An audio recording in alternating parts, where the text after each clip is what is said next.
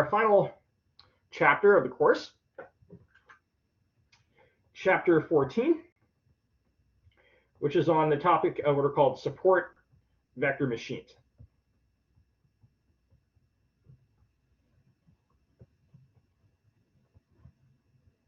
And we'll frequently abbreviate this SVMs.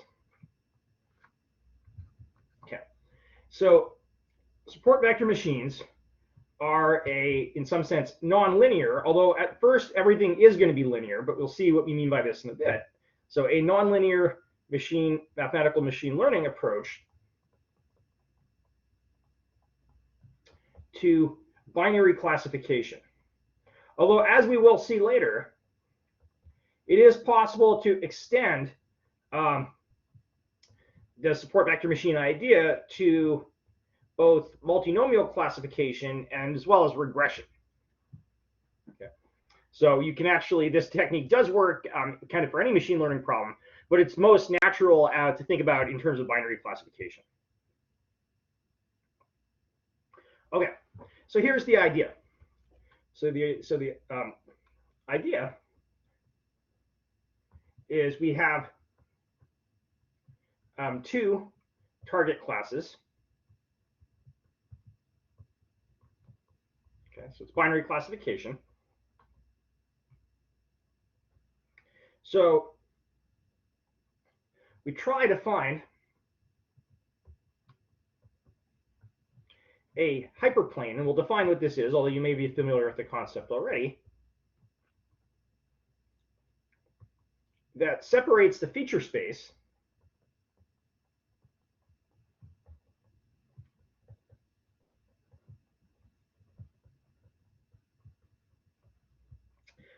into two classes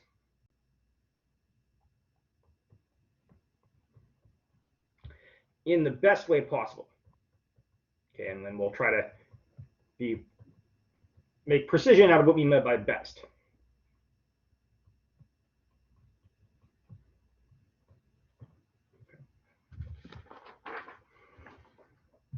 Okay, now it's the best way to describe this is just to talk about what it is in two-dimensional space to begin with. And we'll see an example of this in a little bit to give the idea. So in 2D space, this just means a line through the data points, say x1, x2, that best separates them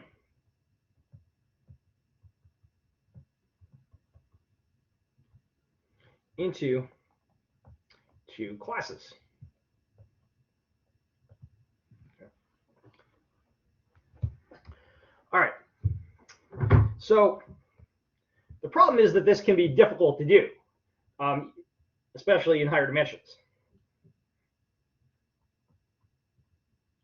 And in particular, it's extremely unlikely in any real-life data scenario that we'll be able to do this perfectly. So it can be difficult, often impossible,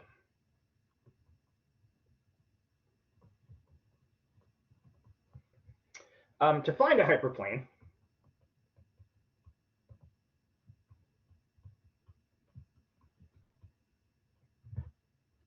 that perfectly separates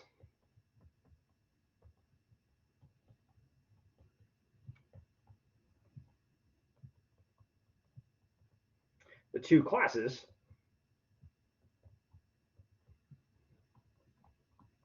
using the given features. So the features that we have in the data set.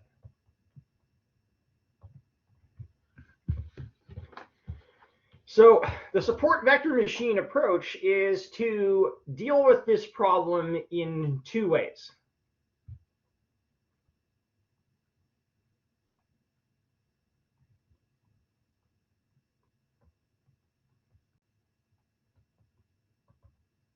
So there's two parts to it. Number one So loosen the idea of perfect separation. So we're not going to require it to perfectly separate, but we're just going to ask it to do the best job that it can.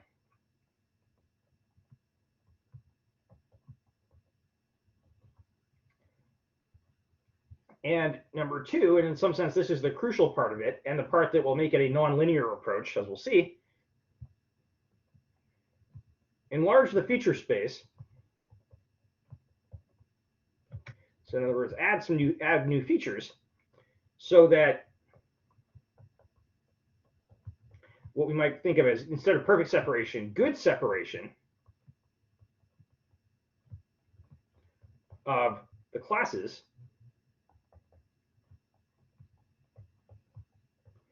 is more likely. Okay, and this is what's referred to as the kernel trick. And we'll see, we won't see this today, we'll talk about this next week. It's a very interesting mathematical idea. The mathematics behind it is very deep, but we'll be able to gloss over that and just kind of explain what the rough idea is. How does it work without actually having to delve into it? Okay, so let's start defining some of these ideas. Okay, let's begin with a hyperplane.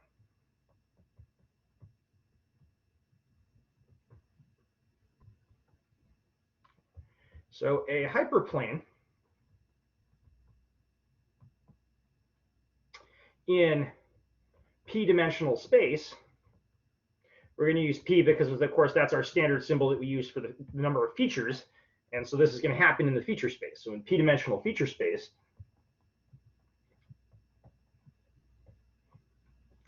is defined by an equation of the following form. F of x equals, say, beta 0 plus beta 1 x1 plus ... plus beta p xp, and then we set this equal to 0. And that gives us a hyperplane. So in other words, a hyperplane is just a term for, it is a linear equation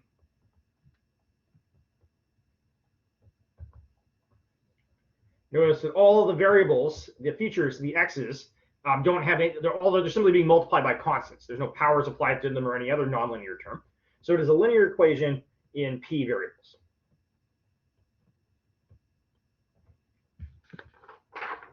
Okay. Let's look at some of the simple cases just to get an idea geometrically of what's going on where our intuition allows us to see it. Okay. So suppose p is equal to 2.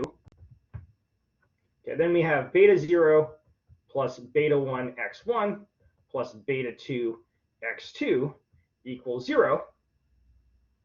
And it's not hard to rearrange this.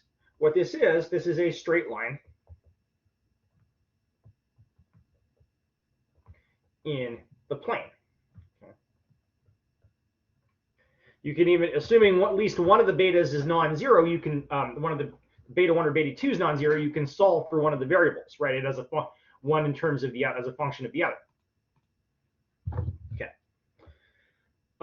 The case p equals 3 takes the form beta 0 plus beta 1 x1 plus beta 2 x2 plus beta 3 x3 equals 0. And this one, perhaps, if you think about it, just rewrite the variables. It's often written this way, or say ax plus by plus cz equals d. And then when we write it like that, it becomes very clear. That's simply just changing the notation, but also just doing some rearranging. So I'm using x, y, and z instead of x1, x2, x3, and then changing the betas appropriately. So what does that show us? That shows that this is a plane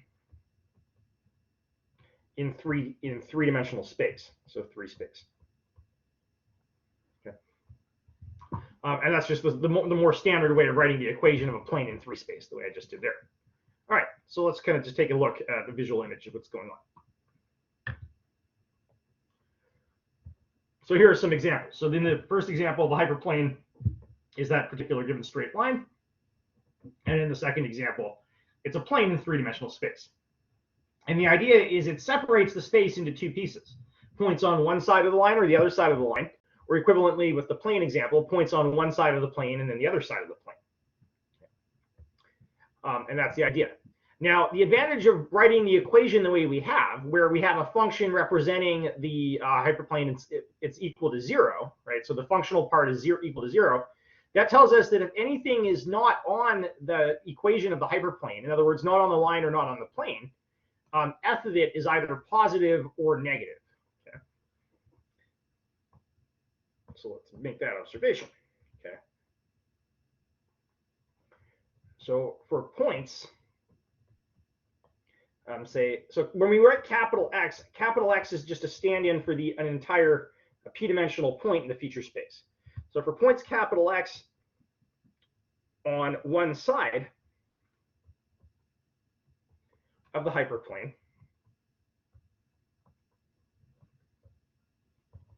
we must have f of x greater than 0.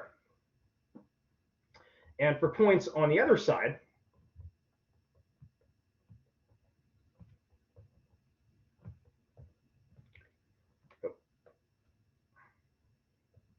f of capital X is going to be less than 0. Okay. And so this is how it allows us to form a separation. So what we're going to do is we're going to have binary outcomes, right? Our target variable is a binary variable. Now, usually when we numerically encode binary variables, we use zeros and ones. But we don't want to multiply by 0 because multiplying by 0 will give us 0, and that means it will be on the hyperplane. So unlike, say, what we talked about last time with neural networks, for support vector machines, because of how we're doing the mathematics, we numerically encode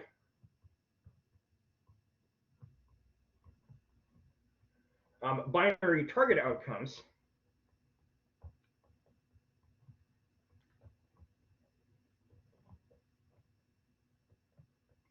by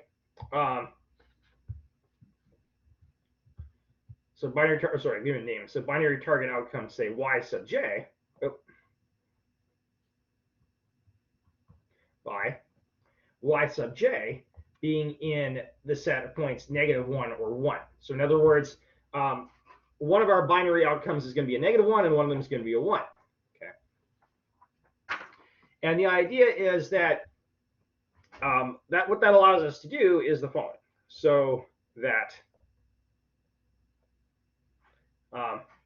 the idea is if something is a 1 and it's on the one side of the positive side of the hyperplane, that's good. And similarly, if it's a -1 on the negative side of the hyperplane, that's good. That's how we're going to get a correct classification. A misclassification is going to be if it's on the wrong side of the hyperplane. A 1 is on the negative side, or a -1 is on the positive side. So that what happens is that y sub j times f of xj is greater than 0 for points for f of x, not xj. Sorry.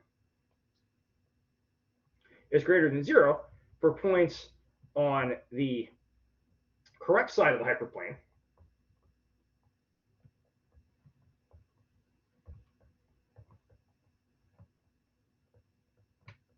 So 1 times 1 is positive, or 1 times a positive is positive, -1 times a negative is a positive. And then also that y sub j times f of x is less than 0 for misclassifications.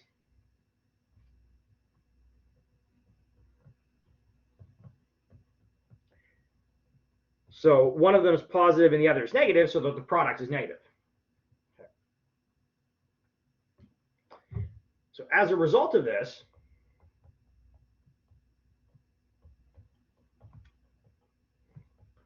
the hyperplane forms what we call a decision boundary.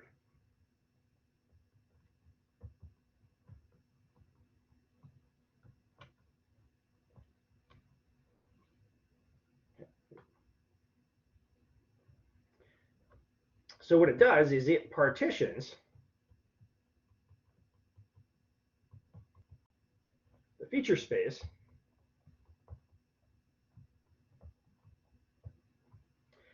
into two sets.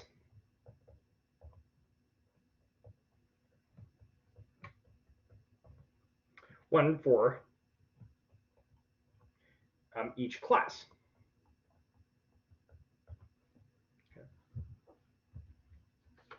Okay, so let's look at a nice visual example of how this would work. Okay.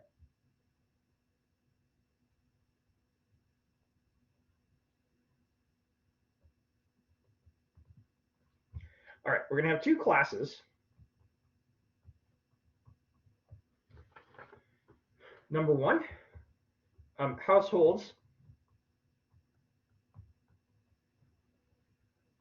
that own a riding lawnmower,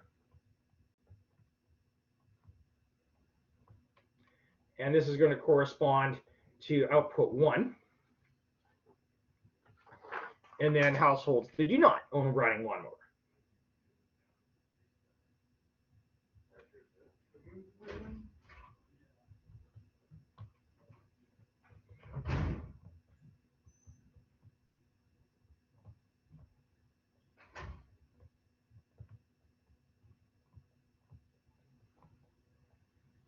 And this is going to correspond to y equals -1. And we're going to have two features in the data in the feature space. So we're going to have two features in one target. So in some sense, we'll get to this in a second. So X1 is going to be household income.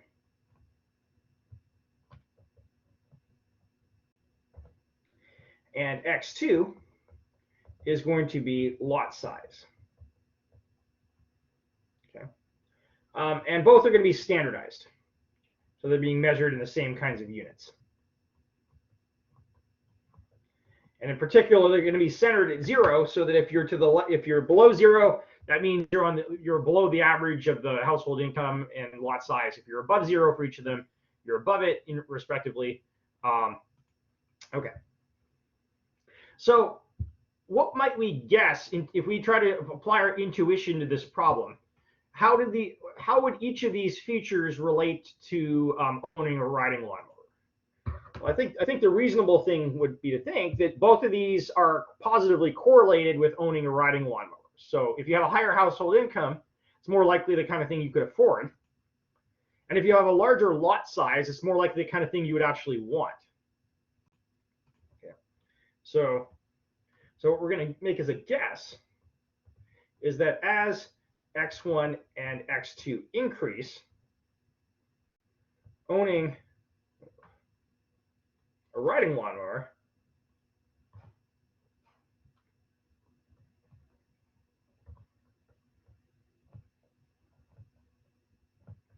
is more likely. Okay. That seems probably pretty reasonable. Okay. Well, what's our data actually look like in this example? So in fact, this is quite right. And we have the following picture. So what we've done is we've labeled the data points. So the data points are in two-dimensional space. That's the feature space. But then there's the two target classes. And the idea is we've both given them different colors and different symbols. So owning a riding lawnmower is indicated by a green circle. And not owning a riding lawnmower is indicated by an orange triangle. And so we see then that very clearly the yes and no's are grouped together visually. And it's not too hard to see how to fit a line through the plane that separates the two classes perfectly, in the sense that all the orange triangles are on one side and all the green circles are on the other. Okay. But there's lots of different ways to do this. You can see there's lots of ways we could put a line through, and here's a few examples. Okay, so we're going to talk about these in a moment. So the solid line is something called GLM, solid black line. The dotted line is called HMC. And then the longer dashed line is called LDA. Okay. They're not too much different from one another, but there are some slight differences. Each one's a little different than the other. And they all seem to do a very good job of separating that those two sets of points, the orange triangles and the green circles, into two classes. Okay, so let's discuss what those are and ask whether there actually is a best one among them in this sense.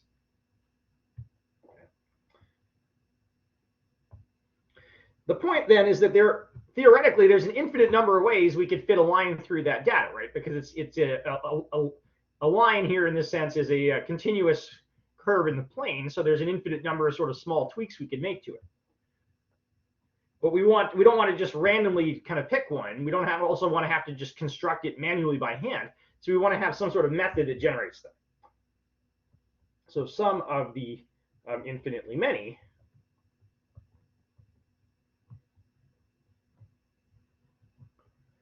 ways to fit a hyperplane are, so what are the three that we saw in our picture there? So GLM is what's called is simple logistic regression.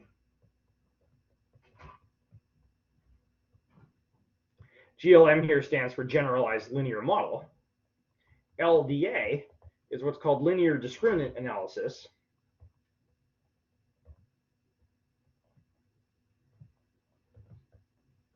If you've heard of these terms, great. If you haven't, don't worry too much about them. But they're kind of just being provided for some variety and to see some differences. The one we're going to be really interested in is the last one, HMC, which is called the hard margin classifier.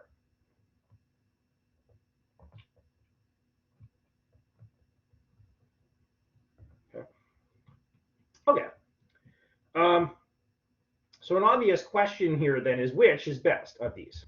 Or is there a better one out there that we could have found that we didn't look at? But then the natural question asked after that is, how do we even determine best?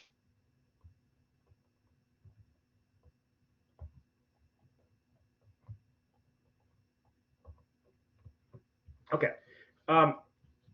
So what we want is some way of describing good separation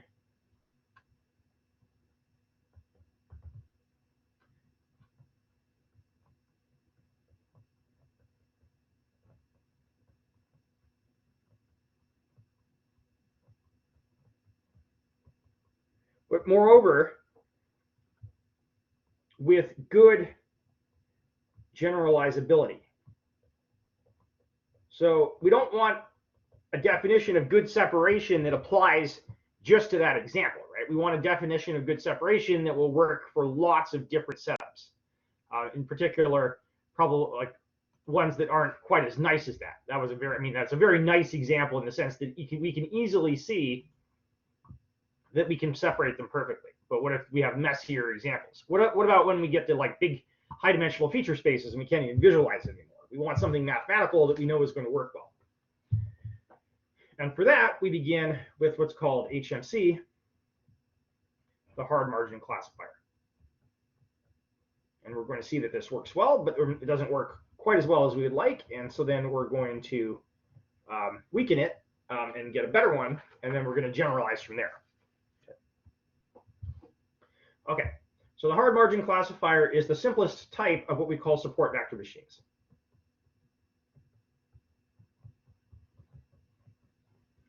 Because as it is just a hyperplane in the feature space, and it's kind of in some sense it's very easy to define, as we'll see. Okay. So it is an optimal separating hyperplane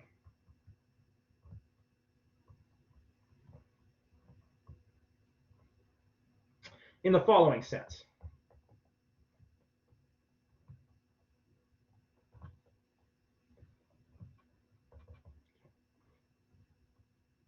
Okay. It separates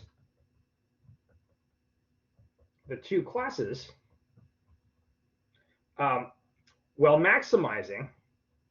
So the idea of something's going to be optimal, presumably it's going to solve some kind of optimization problem, so maximization or minimization. Okay, and this does. So it separates the two classes while maximizing the distance from the hyperplane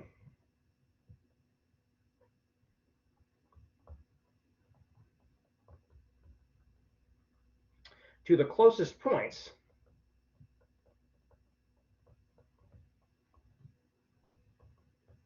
from either class. So it keeps the hyperplane as far away from the two classes as possible, as it can. So it maximizes that. This maximum separation distance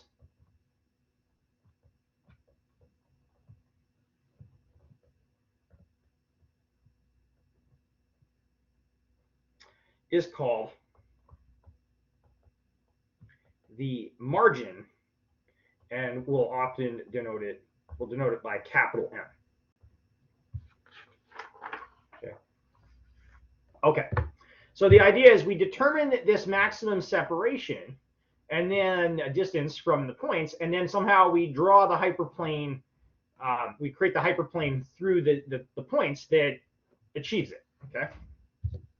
So how do we actually do that? So we're going to talk about two ways of doing it, namely a geometric approach and an algebraic approach, which are equivalent. Algebraic meaning kind of using calculus, solving in the optimization problem.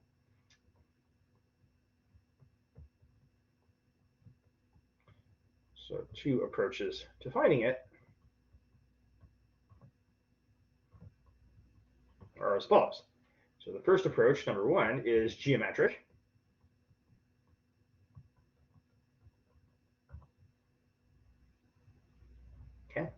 Okay, so what we do, we form what's called the convex hull, and I'll explain what this is.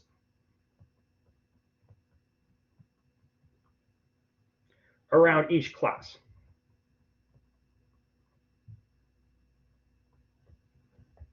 Okay. Now the convex hull has kind of a formal mathematical definition that we don't need to get into, but let me just explain for like simple examples what it would be like. For more complicated ones, there's a little bit of subtlety, but it's not that much different. Okay. So for simple examples, this is just a polygon.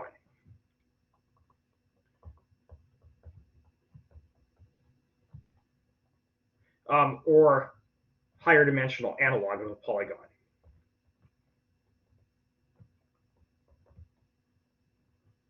So what we mean here is that, and we'll see this in a picture in a little bit, we simply kind of connect together the points that kind of form a boundary around the set of the class. Okay, we join them together by straight lines, and this will create a polygonal shape, right? So some shape in the plane or in higher dimensions where the sides of it are all straight lines.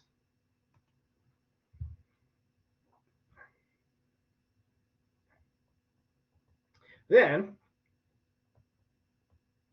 form the shortest distance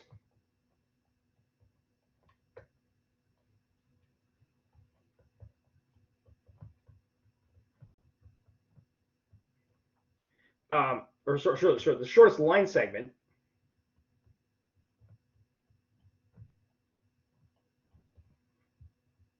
joining vertices of the two convex hulls.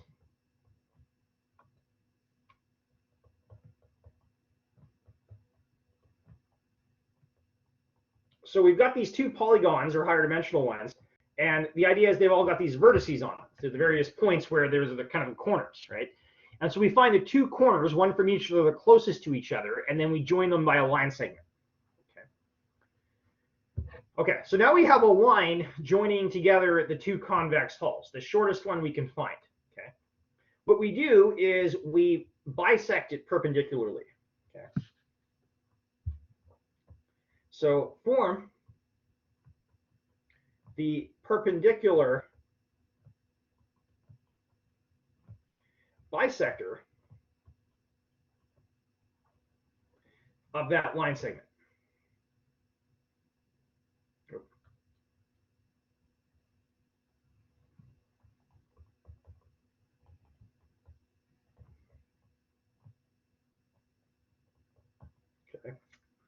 which is unique. Okay.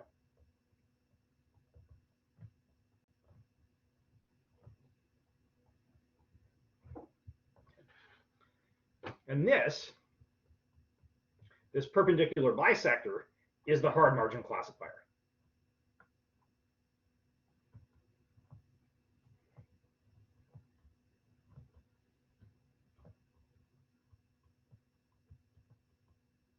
Okay, so like any geometric things are best seen rather than talked out. So what do we have? So this is the idea behind forming the hard margin classifier. Okay.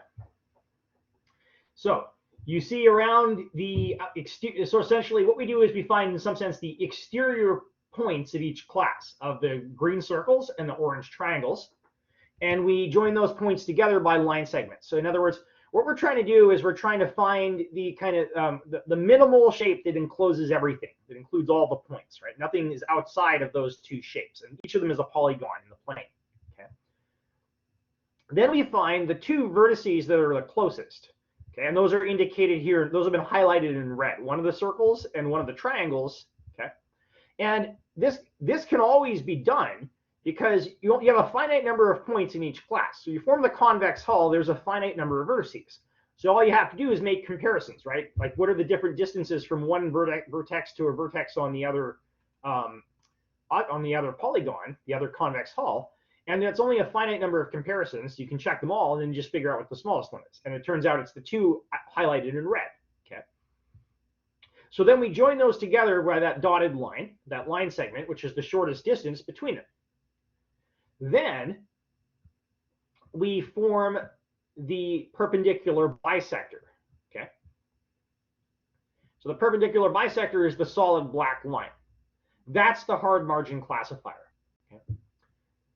The width, in other words, halfway, the distance from one of the two vertices that we highlighted to the hard margin classifier, that's the m, that's the width. Okay. So the distance from the triangle, the red triangle to the red circle is 2m, right? It's twice the width.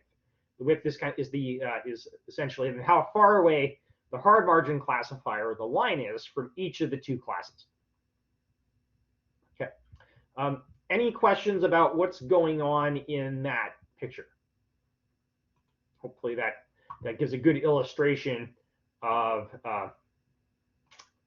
the process. And the idea is this works in higher dimensions as well. It's not as easy to describe because we lose some of the visual aspect. It's much easier to draw things like this in the plane, but it all does work mathematically in any circumstance we want.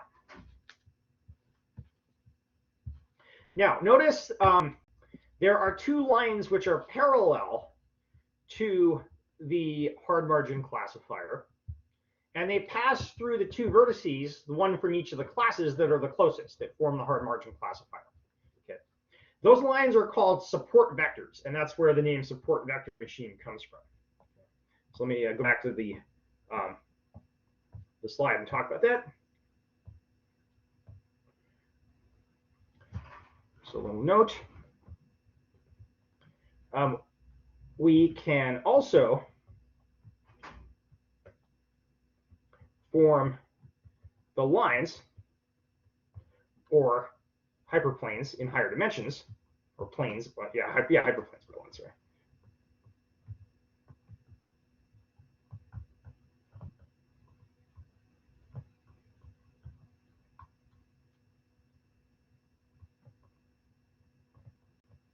Through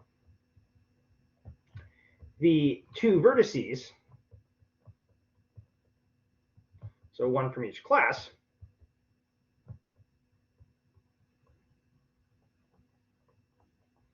used to find the hard margin classifier. They are parallel. So okay, so the lines which are parallel to the HMC. Let's add that in, which are, because of course there's lots of lines through those points, parallel to the hard margin classifier, and hence to each other, right? So those two lines are parallel to each other because they're both parallel to a common line.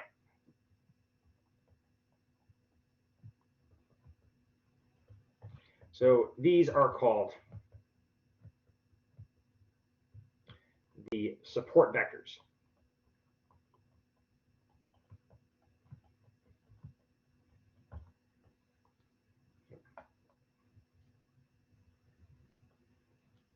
Okay. All right, and that's kind of where the name support vector machine comes from. In some sense, you're constructing these in this process. All right, so we said there are two ways of doing this, and that's the geometric approach. The second approach is what we would call algebraic or analytic. So here we're using algebraic symbols and then using analytic techniques. So from calculus, what do we do? So the hard margin classifier, try to write more neatly here, sorry, is the solution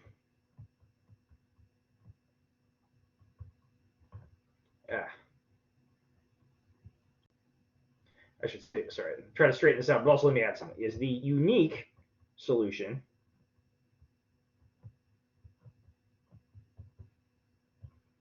to a convex optimization problem.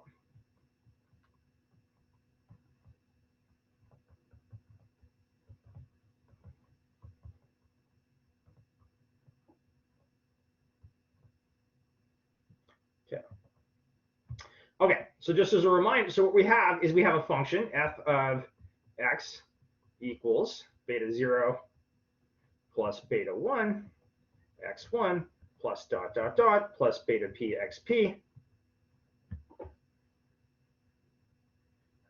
equals 0. So we have our equation here. And the problem is the following.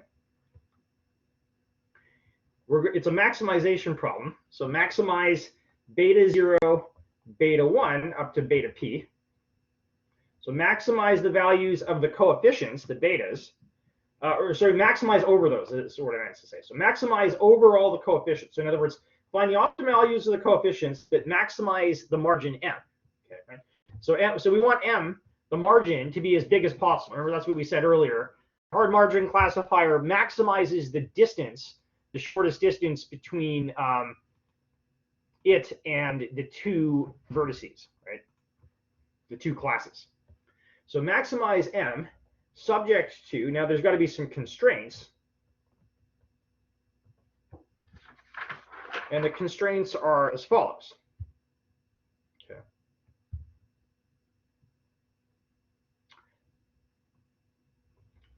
The sum, we require that the sum of the squares of the coefficients, so sum from j equals 1 to p of the beta j's squared equal 1. And that we require that, so I'll explain this expression in a second. So we're going to group all this together. We require that yi times beta 0 plus beta 1 x I1 plus dot dot dot, I'll explain this in a second, plus beta p x IP be greater than or equal to m for I equals 1, 2, up to n. So the I here is denoting the observation, the data point. And then we're talking about feature, when I say xi1, we mean feature 1 for the ith data point, up to xip, feature I, or p for the ith data point. Y sub I means the target value, the classification value, -1 or 1 for that ith data point. Okay. So what this means, this expression, oh, sorry, not the whole thing, but this part here is the distance from the ith data point to the decision boundary. Okay. So the idea is we want that to be at least m, and we want m to be as big as possible. So we don't want any of the points to be closer than m to the hard margin classifier. And if we look at the picture, go back and look at the picture, that's exactly what's going on. So the closest any point is to the hard margin classifier is m, namely the two highlighted triangles. Every other point is further than m away from the decision boundary, okay, from the hard margin classifier. And that's what that inequality is telling us. Greater than or equal to m is ensuring that they're all going to be at least m away, right? That we're imposing that requirement. Okay. So as a result, so notice here, y sub I times the expression times f of x essentially for the ith data point has to be greater than or equal to m, which is going to be a positive number. So in other words, the point has to lie on the right side, on the correct side of the decision boundary. Okay. So the solution to this optimization problem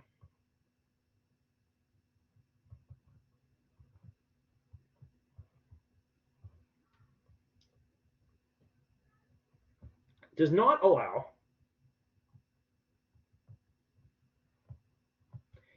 any points to be on the wrong side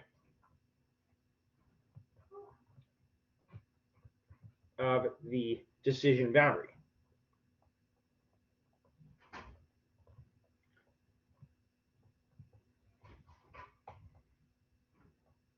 And this is why we say it's a hard margin classifier.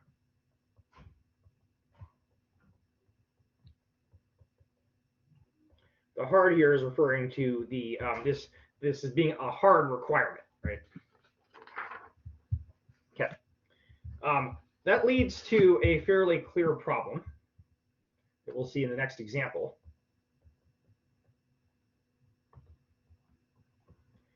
Hard margin classifiers are very rigid. So in particular, not robust to outliers. Okay. And so what does that lead to? When you don't have robustness to outliers, it leads to overfitting. The hard margin classifier overfits to the given data by kind of having to avoid the outliers, and therefore it won't generalize well as a model. Okay. Okay. So to illustrate this, we had our nice example. Well, let's make it less nice. Okay. So adding a single outlier to our nice riding lawnmower data, where all the points grouped together in kind of an obvious way visually. Okay. So if we do this, to our nice lawnmower data set, considerably changes the hard margin classifier. You'd want to think that one point shouldn't affect it that much, but it does. So let's take a look. Okay.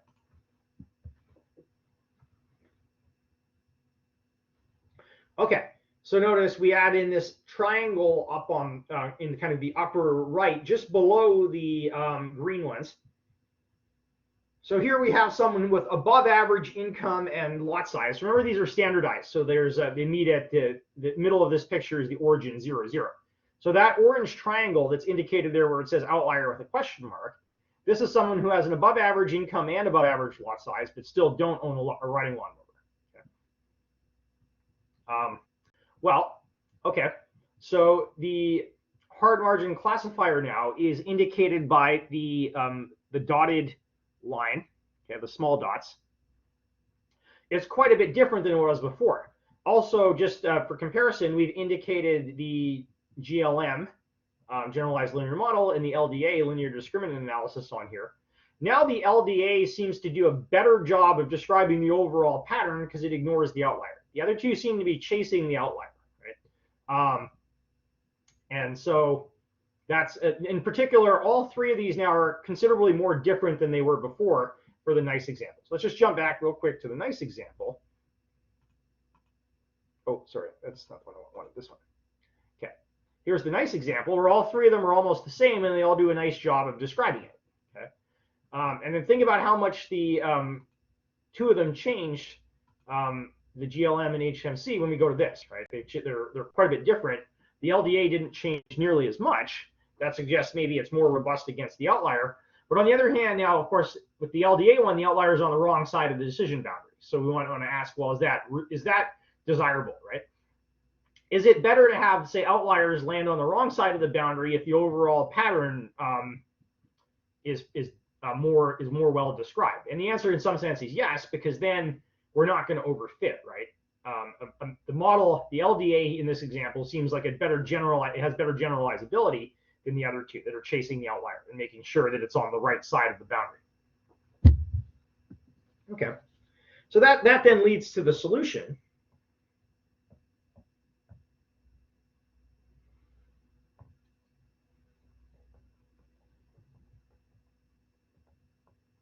So the solution to this is allow some points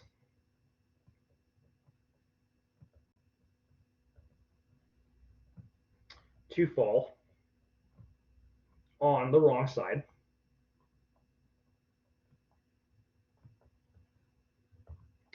of the decision boundary.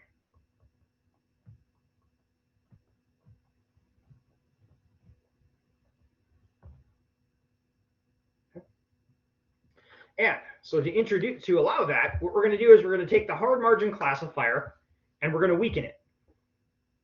And this gives us the SMC, the soft margin classifier. So change hard to soft. And so that makes probably, as a term, makes some intuitive sense if we're going to weaken it. Okay. So the soft margin classifier, the SMC, solves the following modified convex optimization problem.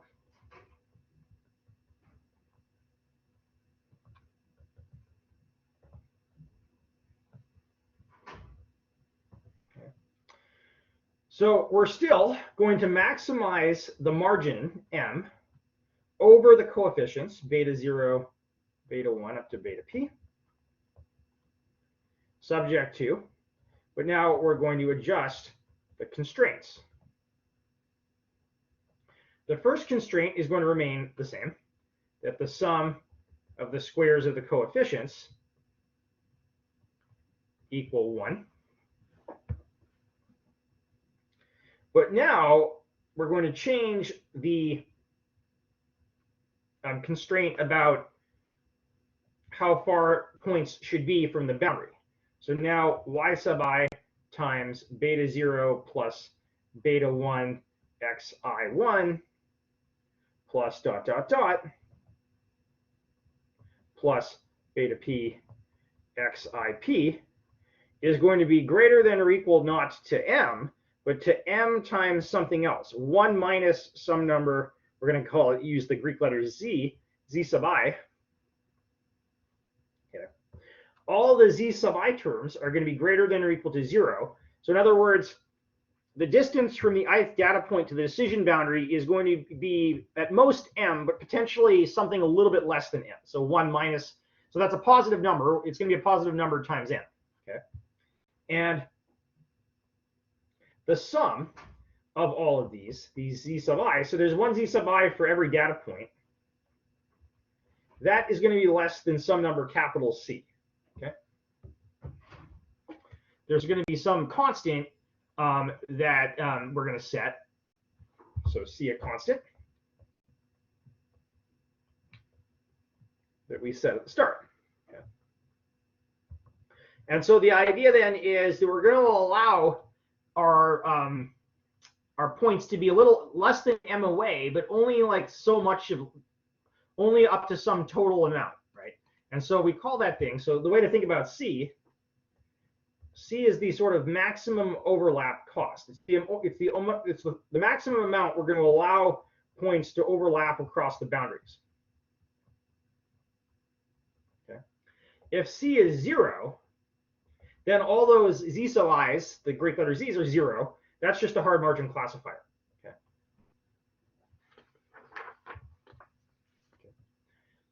if C is infinite, so in other words, there's no restriction on how much overlap, well, that's what it means. There's no restriction on overlaps. Okay, so the points could be anywhere they want, right? But the optimal value of C is almost certainly, for any data set, positive but finite. So between 0 and infinity. Okay, but moreover, C is a tunable support vector machine hyperparameter.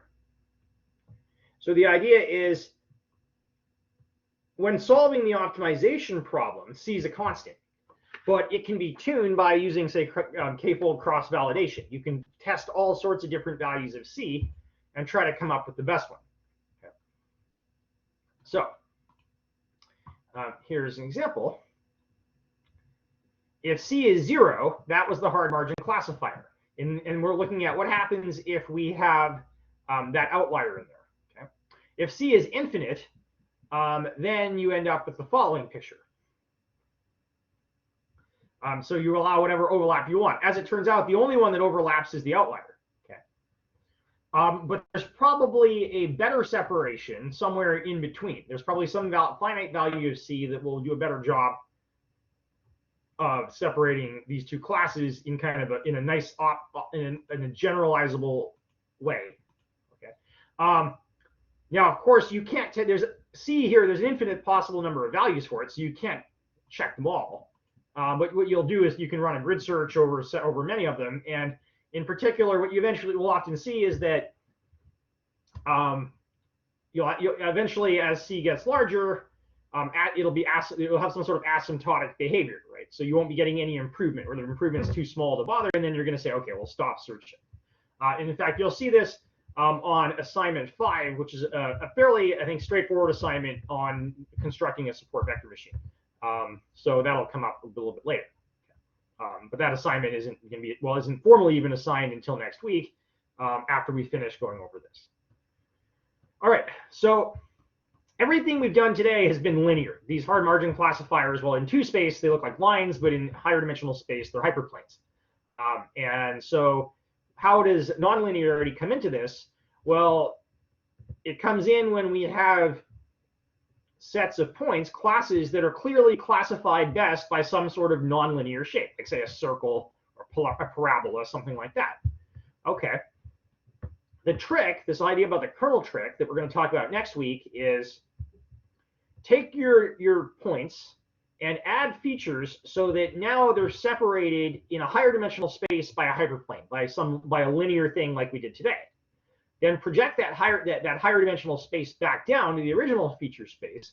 Suddenly your linear separation, your hyperplane, it has a nonlinear image in the original feature space. So it'll turn into, say, a circle or something else, whatever it is that you want to use. And this might sound weird, and we'll talk about why it works and what's going on. And the fact that you don't actually have to construct the new features and the new feature space. You just need to know essentially what are called inner products, so dot products between the various points. Okay, so this is all coming up next week, and so that's all for